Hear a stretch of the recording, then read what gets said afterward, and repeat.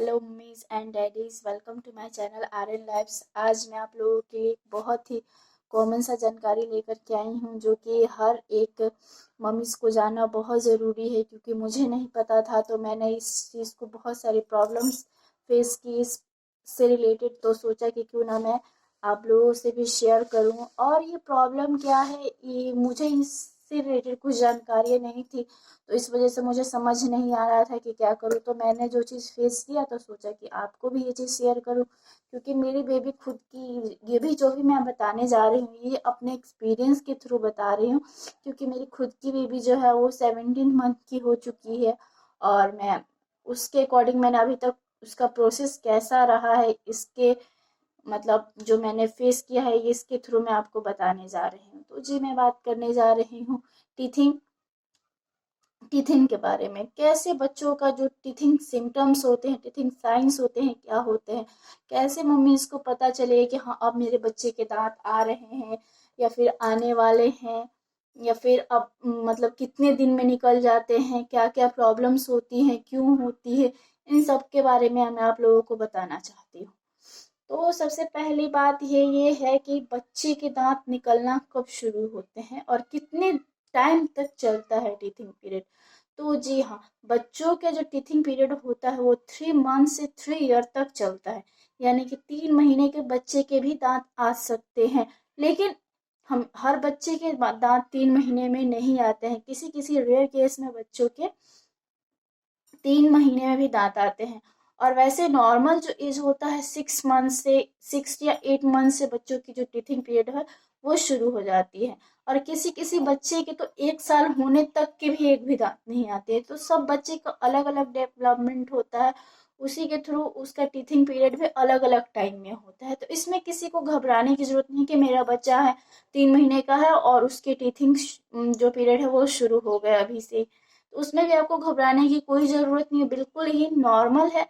और कोई कोई बच्चे, किसी किसी बच्चे के तो 10th या 9th मंथ पूरे 1 ईयर तक हो जाते हैं, तब भी उन लोगों के दांत नहीं आते हैं।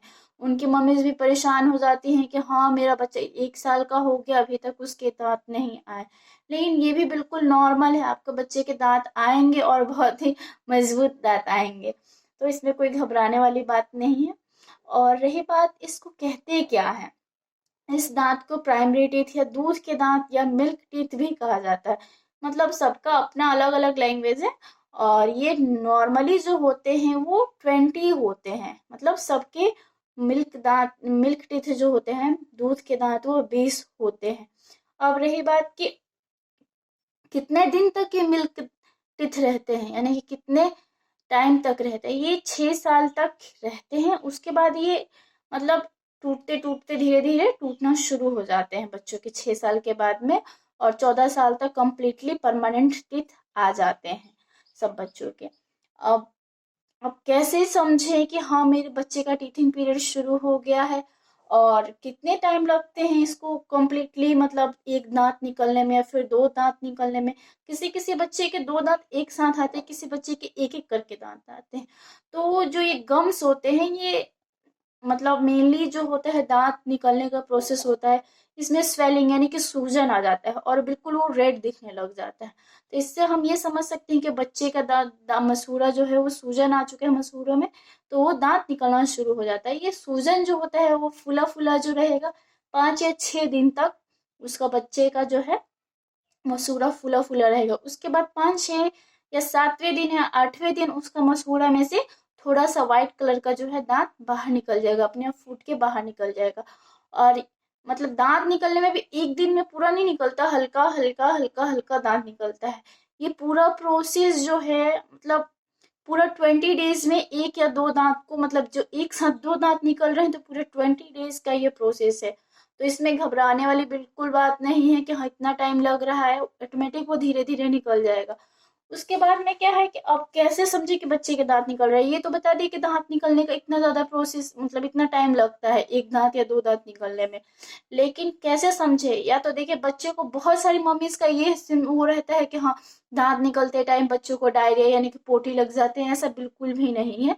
बच्चों के दांत निकलने की वजह से वो पोटी नहीं होता है, वो कुछ चबाने की वजह से हर चीज चबाना चाहते हैं लोग, तो वो गंदगी लेने की वजह से उन लोगों को डायरिया या पोटी हो जाता है बच्चों को।